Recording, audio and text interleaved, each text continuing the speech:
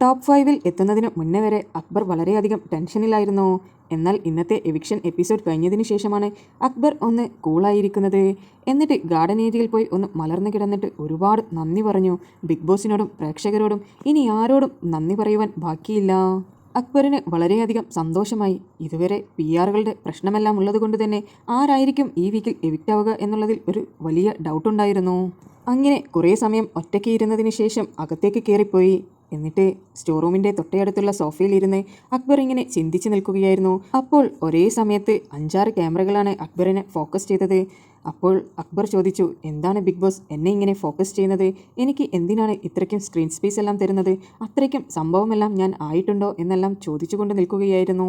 ഇപ്പോൾ ശരിക്കും BP house ഒരു ആളൊഴിഞ്ഞ കൊട്ടാരം പോലെയായിട്ടുണ്ട്.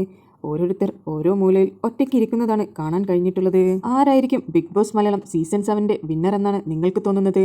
താഴെ കമൻ്റായി പറയുക. നിങ്ങൾക്ക് BP അപ്ഡേറ്റ്സ് അറിയുവാൻ താല്പര്യമുണ്ടെങ്കിൽ എൻ്റെ ചാനൽ സബ്സ്ക്രൈബ് ചെയ്ത് സപ്പോർട്ട് ചെയ്യുക.